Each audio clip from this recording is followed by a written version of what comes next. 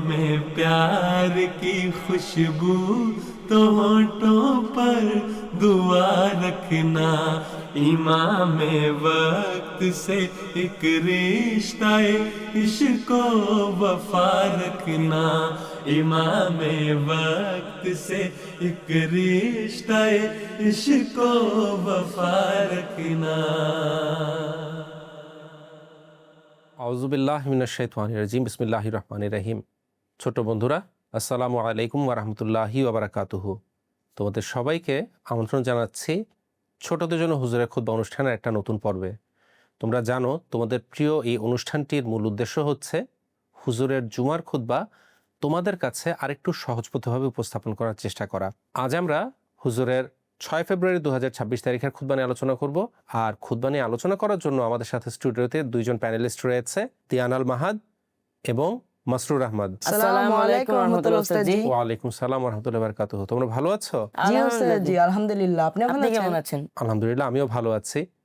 চলো আমরা খুতবা নিয়ে আলোচনা শুরু করব, কিন্তু খুতবা নিয়ে আলোচনা শুরু করার আগে তোমরা আমাকে বলো হুজুর এই সপ্তাহের খুতবায় মূলত কোন বিষয় নিয়ে আলোচনা করেছেন? উস্তাদজি, এই সপ্তাহের খুতবায় হুজুর আল্লাহ তাআলার প্রতি মহান রাসূল সাল্লাল্লাহু আলাইহি ওয়াসাল্লামের গভীর ভালোবাসা নিয়ে আলোচনা করেছেন। ঠিক। পাশাপাশি কিভাবে আমাদের ইবাদতের মান উন্নতি করতে পারি সেই ব্যাপারে মহানবী সাল্লাল্লাহু আলাইহি ওয়াসাল্লামের আদর্শ হুজুর তুলে ধরেছেন। একদম ঠিক বলেছ। তাহলে চলো আমরা খুতবা নিয়ে আলোচনা শুরু করার আগে হুজুরের খুতবার একটা ছোট্ট অংশ শুনে নেই। आपने तहज्जुद के बारे में बहुत तलकीन फरमाई है, तहज्जुद पढ़नी चाहिए।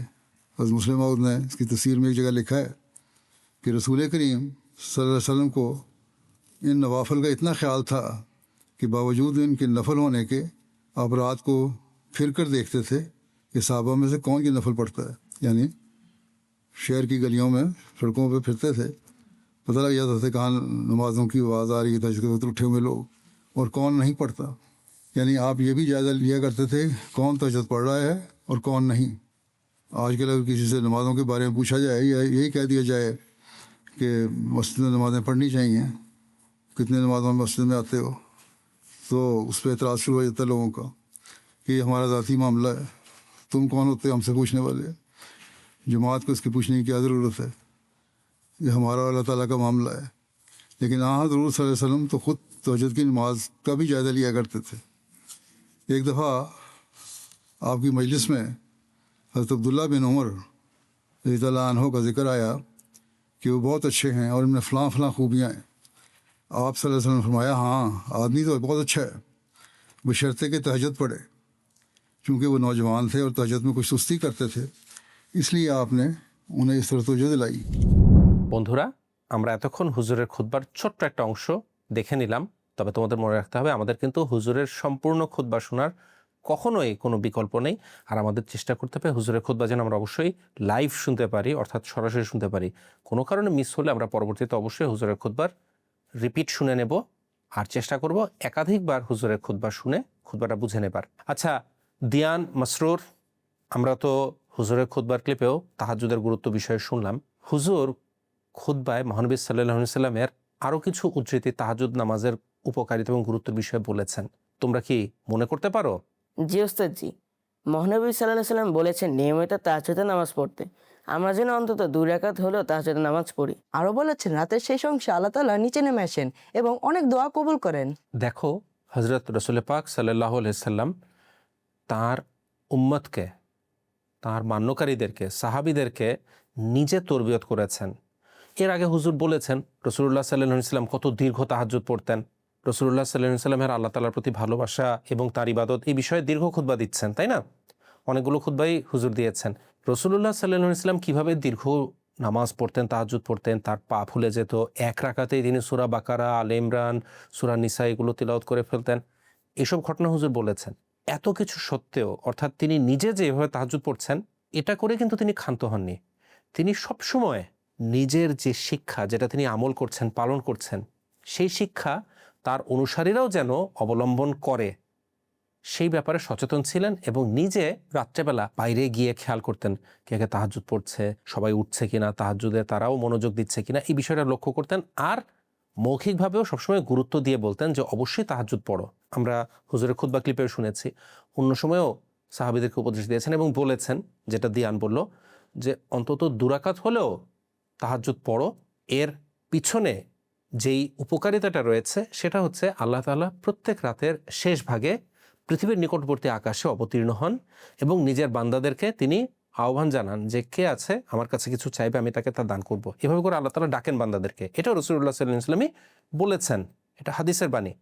অতএব তাহাজ্জুদে ওঠা এবং তাহাজ্জুদের নামাজ পড়া এটা মুসলমানদের জন্য অত্যন্ত গুরুত্বপূর্ণ, এবং যেভাবে মহানবী সাল্লাল্লাহু আলাইহি ওয়াসাল্লাম বলেছেন এটা এক প্রকার আবশ্যকই বলা যায়। কিন্তু এটা আসলে নফল ইবাদত, এটা তো ফরজ ইবাদত না। ফজরের নামাজটা আমাদের জন্য ফরজ। তোমরা ছোট মানুষ, তোমাদের জন্য হয়তো তাহাজ্জুদ এখনো পড়াটা অত সহজ হবে না, কিন্তু তোমাদের অবশ্যই ভোরে উঠে ফজরের নামাজ যথাসময়ে পড়ার অভ্যাস করতে হবে। তাহলে আশা করা যায় বড় হতে হতে তোমরাও তাহাজ্জুদ নামাজ পড়ার অভ্যাস তোমাদের হয়ে যাবে। ঠিক ইনশাআল্লাহ আছে? উস্তাদজি। ইনশাআল্লাহ।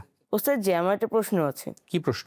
একজন অন্ধ সাহাবী মহানবী সাল্লাল্লাহু আলাইহি সাল্লামের কাছে অনুমতি চেতে গিয়েছিলেন যে আমি কি বাসায় নামাজ পড়তে পারি? তখন মহানবী সাল্লাল্লাহু আলাইহি সাল্লাম তাকে অনেক কঠিন কথা বলেছিলেন। কেন? আচ্ছা, কি কঠিন কথা বলেছিলেন রাসূলুল্লাহ সাল্লাল্লাহু আলাইহি ওয়াসাল্লাম? মহানবী সাল্লাল্লাহু আলাইহি সাল্লাম বলেছিলেন, তোমার বাসায় যদি আজান আওয়াজ পৌঁছায় তাহলে তুমি আহত হও কিংবা কষ্টই হোক তোমার মসজিদে আসতে হবে। এই ঘটনাটা কিন্তু খুবই গুরুত্বপূর্ণ একটা ঘটনা। আশা করি মাসরুর এটা শুনেছ। আমি সংক্ষেপে তোমাদেরকে বিষয়টা বোঝানোর চেষ্টা করি। যেই সাহাবী এই অনুমতি চেয়েছিলেন তিনি কিন্তু সবসময়ের জন্য চাননি। তিনি রাসূলুল্লাহ সাল্লাল্লাহু আলাইহি ওয়াসাল্লামের কাছে অনুরোধ করেছিলেন যে যখন ঝড় বৃষ্টি হয়, বৃষ্টি বাদল হয়, তখন তো রাস্তায় পানি জমে যায়। মদিনার যেই বাড়িগুলো ছিল সেগুলো কাঁচা মাটির বাড়ি ছিল, আর বাড়িগুলোর ওই কাঁচা মাটি বৃষ্টির পানিতে যেন দেয়াল গলে না যায় বা ধুয়ে না যায়, এই জন্য তারা করতেন কি, সেই যুগের যে রীতি ছিল, দেয়ালে পাথর গেঁথে রাখতেন। অর্থাৎ বৃষ্টির পানি এসে পাথরের উপর পড়বে, পড়ে পানিটা স্লিপ করে যাবে এবং দেয়ালটা সেভাবে করে ভিজবে না বা দেয়ালটা ধসে পড়বে না। এখন অন্ধ সাহাবী তিনি তো নিজে নিজে আসতে পারেন না, তিনি দেয়াল ধরে ধরে, বাড়ি ঘরের দেয়াল ধরে ধরে আসেন। এখন একদিকে বৃষ্টির কারণে রাস্তায় পানি, আর পাথর টাথর রয়েছে, কোথাও থেকে পাথর যদি খসে পড়ে, রাস্তায় পাথর থাকে, কখনো পায়ে পাথরের খোঁচা লাগে বা এইভাবে করে ধরতে গিয়ে পিছলে তিনি পড়ে যেতে পারেন। এই কারণে তিনি অনুমতি চেয়েছিলেন। রাসূলুল্লাহ সাল্লাল্লাহু আলাইহি ওয়াসাল্লাম কিন্তু প্রথমে অনুমতি দিয়েছেন, আচ্ছা ঠিক আছে, এরকম সমস্যা হয় তাহলে তুমি বাসায় পড়তে পারো, সমস্যা নেই। কতক্ষণ পরে রাসূলুল্লাহ সাল্লাল্লাহু আলাইহি ওয়াসাল্লাম বললেন, সাহাবীদেরকে বললেন, ওই অন্ধ সাহাবীকে আবার ডেকে আনো। এবং ডেকে এনে রাসূলুল্লাহ সাল্লাল্লাহু আলাইহি ওয়াসাল্লাম তাকে জিজ্ঞেস করলেন, তোমার বাড়িতে কি আজানের শব্দ পৌঁছে? সে সাহাবী বললেন, হ্যাঁ, আজানের শব্দ পৌঁছে। তখন রাসূলুল্লাহ সাল্লাল্লাহু আলাইহি ওয়াসাল্লাম বাজামাত নামাজের গুরুত্ব বোঝানোর জন্য বললেন, যদি আজানের শব্দ তোমার বাড়িতে পৌঁছে তাহলে তোমার অবশ্যই মসজিদে এসেই নামাজ পড়ার চেষ্টা করা উচিত। আবশ্যক করে দেননি যে আসতেই হবে, কিন্তু বলেছেন তোমার মসজিদে এসেই নামাজ পড়ার চেষ্টা করা উচিত। যদি তুমি আহত হও, ব্যথাও পাও, তারপরও চেষ্টা করা উচিত মসজিদে এসে নামাজ পড়ার। বাজামাত নামাজের যে অপরিসীম গুরুত্ব, এটা কিন্তু এখান থেকে বোঝা গেল। আমরা আল্লাহ তাআলার ফজলে আল্লাহ তাআলা আমাদেরকে চোখ দিয়েছেন, শারীরিক সুস্থতা দিয়েছেন। অসুস্থ অবস্থায় মসজিদে না যাওয়ার ব্যাপারে শরীয়তে ছাড় রয়েছে, অবকাশ রয়েছে। একজন অন্ধ তিনিও কিন্তু এক হিসেবে বলা যায় তিনি অপারগ, তাকেও সুযোগ দেওয়া আছে, ছাড় দেওয়া আছে। কিন্তু রাসূলুল্লাহ সাল্লাল্লাহু আলাইহি ওয়াসাল্লাম বললেন, তোমার চেষ্টা করা উচিত মসজিদে এসে নামাজ পড়ার, কারণ তুমি আজানের শব্দ শুনতে পাচ্ছ। এই আহ্বান, এটা থেকে বোঝা যায় বাজামাত নামাজ কত গুরুত্বপূর্ণ। অর্থাৎ সর্বাবস্থায় চেষ্টা করতে হবে বাজামাত মসজিদে গিয়ে নামাজ পড়ার, অন্য সব মুসলমানদের সাথে একসাথে নামাজ পড়ার। আচ্ছা ওস্তাদ জি, বাজামাত নামাজ পড়লে কত গুণ বেশি সওয়াব পাওয়া যায় যেন? খুব ভালো কথা বলেছো দিয়ান, তুমি কি জানো? জি না ওস্তাদ জি। হয়তো জানো, মনে পড়ছে না। একা নামাজ পড়ার চেয়ে বাজামাত নামাজ পড়লে 27 গুণ বেশি সওয়াব পাওয়া যায় বলে হাদিসে উল্লেখ আছে। ঠিক আছে? জি ওস্তাদ জি জি। ওস্তাদ জি। তাহলে তোমরা নিয়মিত চেষ্টা করবে তো মসজিদে গিয়ে বাজামাত নামাজ পড়ার, বা বাসায় থাকলেও বাজামাত নামাজ পড়ার। জি ওস্তাদ জি জি। ওস্তাদ জি। আল্লাহ তাআলা তোমাদেরকেও তৌফিক দিন, আমাদেরকেও তৌফিক দিন। চলো এখন আমরা আমাদের বন্ধুদের পাঠানো ভিডিও বার্তাগুলো দেখে আসি। হুজুর খুতবায় বলেছেন যে হযরত মুহাম্মদ সাল্লাল্লাহু আলাইহি ওয়াসাল্লাম ঘুমানোর আগে এ আয়াতুল কুরসি এবং পবিত্র কোরআনের শেষ 3টি সূরা 3 বার করে তেলাওয়াত করতেন। রাসূল সাল্লাল্লাহু আলাইহি ওয়াসাল্লাম বলেছেন যে আল্লাহর অধিকার হলো তার ইবাদত করা এবং তার শরীক না করা, আর যারা তা করে তাদেরকে আল্লাহ শাস্তি দেন না। তাই আল্লাহর শাস্তি থেকে রক্ষা পাওয়ার উপায় হলো আল্লাহর ইবাদত করা। হুজুর খুতবায় বলছেন মহানবী সাল্লাল্লাহু আলাইহি ওয়াসাল্লাম আল্লাহকে সবসময় ইবাদত করতেন এবং ঘুমানোর সময় আল্লাহকে ইবাদত করতেন। আচ্ছা মাসরুর, তোমার কি ওই হাদিসটি মনে আছে? কোন হাদিস? হযরত মুআজ বিন জাবাল রাদিয়াল্লাহু তাআলা মহানবী সাল্লাল্লাহু আলাইহি ওয়াসাল্লামের বাহনের পিছনে বসেছিলেন। তখন মহানবী সাল্লাল্লাহু আলাইহি ওয়াসাল্লাম তাকে বলেছিলেন, বান্দার উপর আল্লাহর অধিকার হলো বান্দা যেন আল্লাহর ইবাদত করে এবং তার সাথে কাউকে শরীক না করে। হ্যাঁ, মহানবী সাল্লাল্লাহু আলাইহি ওয়াসাল্লাম আরো বলেছিলেন, আল্লাহর উপর বান্দার অধিকার হলো আল্লাহ বান্দাদের আযাব দেবেন না। মাশাআল্লাহ, খুব সুন্দর আলোচনা করেছো তোমরা। তার মানে তোমরা খুতবা বেশ মনোযোগ দিয়ে শুনেছো আশা করি। দেখো, এই যে হাদিসটা হযরত মুআজ বিন জাবাল রাদিয়াল্লাহু আনহু বর্ণনা করেছেন, হুজুর খুতবা উল্লেখ করেছেন, এটা কোরআন শরীফের সেই শিক্ষার দিকে আমাদেরকে দৃষ্টি আকর্ষণ করে, যেটা হুজুর খুতবা শুরুতে বলেছেন। আল্লাহ তাআলা কি বলেছেন? ওয়ামা খলাকতুল জিন্না ওয়াল ইনসা ইল্লা লিয়াবুদুন। আল্লাহ তাআলা জিন এবং মানুষকে বলছেন যে আমি জিন এবং মানুষকে সৃষ্টি করেছি কেবলমাত্র আমার ইবাদতের জন্য। মানুষের সৃষ্টির মূল উদ্দেশ্যই হচ্ছে আল্লাহর ইবাদত করা। আল্লাহ তাআলা যদি আমাদেরকে সৃষ্টি না করতেন, আমরা এত ক্ষুদ্র এবং এত তুচ্ছ সৃষ্টি যে আমাদের কিন্তু আসলে আল্লাহর উপর কোনো অধিকার বর্তায় না। কিন্তু আল্লাহ তাআলা যিনি আমাদের স্রষ্টা, তার পূর্ণ অধিকার আছে আমরা কি করব, আমাদের কি করা উচিত সেটা সিদ্ধান্ত দেওয়ার। অথচ মহানবী সাল্লাল্লাহু আলাইহি ওয়াসাল্লাম বলছেন, আল্লাহ তাআলার অধিকার হলো, যেভাবে করে কোরআনের আয়াতও রয়েছে, আল্লাহ তাআলার অধিকার হচ্ছে বান্দা যেন আল্লাহর ইবাদত করে এবং কোনো কিছুকে তার সাথে শরিক না করে, কোনো কিছুকে তার সমকক্ষ দাঁড় না করায়। এটা ভয়ঙ্কর, সবচেয়ে বড় পাপ। এরপরে রাসূলুল্লাহ সাল্লাল্লাহু আলাইহি ওয়াসাল্লাম কিছুক্ষণ পর আবার মুআজ বিন জাবাল রাদিয়াল্লাহু আনহুকে বললেন যে তুমি কি জানো বান্দার আল্লাহর উপর কি অধিকার আছে? অর্থাৎ যদি বান্দা আল্লাহর ইবাদত করে যথাযথভাবে, সঠিকভাবে এবং আল্লাহর সাথে কোনো কিছুকে শরিক না করে সাব্যস্ত, কোনো কিছুকে আল্লাহর সমকক্ষ দাঁড় না করায়, তাহলে আল্লাহ তাআলা বান্দাকে এতটুকু অধিকার দিয়েছেন যে সে বান্দা হওয়া সত্ত্বেও, আল্লাহ তাআলার সৃষ্ট জীব হওয়া সত্ত্বেও তার আল্লাহ তাআলার উপর একটা ছোট্ট অধিকার জন্মায়। সেই অধিকারটা কি? আল্লাহ সেই বান্দাকে আযাব দিবেন না, শাস্তি দিবেন না। অথচ আল্লাহ তাআলা আমাদের মালিক। আল্লাহ তাআলা যদি চান আমরা ইবাদত করার পরও আল্লাহ তাআলা সেই ইবাদত কিন্তু কবুল করতে বাধ্য না। হুজুর এই খুতবাতেও সেই ঘটনা বলেছেন যে ইবাদত দিয়ে কেউ জান্নাত লাভ করতে পারে না এবং জাহান্নামকে এড়াতে পারে না, বলেছেন না হুজুর? জি জি উস্তাদ, জি। উস্তাদ জি। তা সত্ত্বেও রাসূলুল্লাহ সাল্লাল্লাহু আলাইহি ওয়াসাল্লাম বলছেন বান্দার একটা অধিকার আছে, যদি সে ঠিকভাবে আল্লাহর ইবাদত করে এবং কোনো কিছুকে আল্লাহর শরীক দাঁড় না করায়, তাহলে বান্দাকে আল্লাহ তাআলা এই অধিকার দিচ্ছেন যে সে আল্লাহর কাছে দাবি করবে, হে আল্লাহ তুমি আমাকে আযাব দেবে না। আর যেই অফুরন্ত অনন্ত বেহেশত বা জান্নাত আল্লাহ তাআলা বান্দাকে দান করেন, এটা তো কেবলমাত্র আল্লাহ তাআলার একান্তই দয়া। তো এই বিষয়টা মাথায় রেখে যে হে আল্লাহ তুমি আমাদেরকে একান্ত তোমার দয়ায়, তোমার কৃপায় এবং করুণায় আমাদেরকে ক্ষমা করে দাও। আমাদের ইবাদত তো প্রকৃত অর্থে খাঁটি ইবাদত কখনোই হয় না। কালে ভদ্রে হয়তো কারো হতেও পারে, না হতে পারে। আমাদের ইবাদতের মধ্যে অনেক ত্রুটি বিচ্যুতি থেকে যায়।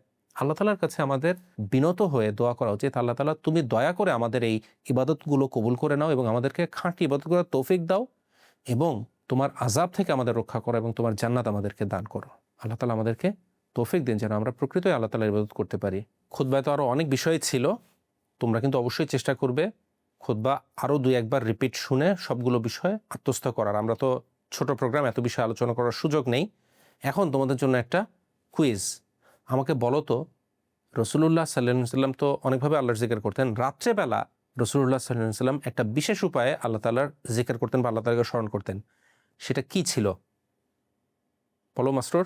উস্তাদ জি, মহানবী সাল্লাল্লাহু আলাইহি ওয়াসাল্লাম আয়াতুল কুরসি এবং কোরআনের শেষ 3টি সূরা তেলাওয়াত করতেন।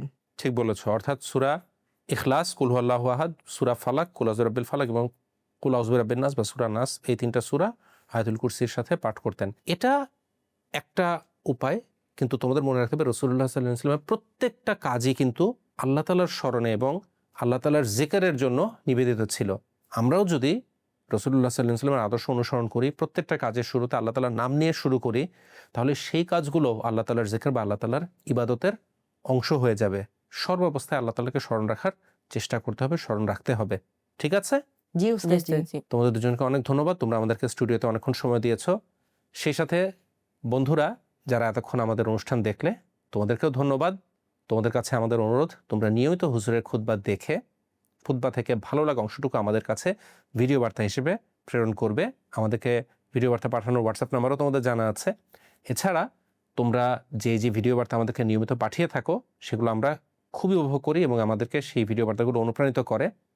তোমরা যারা নিয়মিত হুজুরের খুতবা দেখে আমাদেরকে ভিডিও বার্তা পাঠাবে, আমরা চেষ্টা করব তোমাদেরকে নিয়ে আমাদের অনুষ্ঠানগুলো সাজানোর। আজকের মতো আমরা এখানেই বিদায় নিচ্ছি। আসসালামু আলাইকুম ওয়া রাহমাতুল্লাহি ওয়া বারাকাতুহু। दिलों में प्यार की खुशबू तो होठों पर दुआ रखना इमाम वक्त से एक रिश्ता इश्क वफा रखना इमाम वक्त से एक रिश्ता इश्क वफा रखना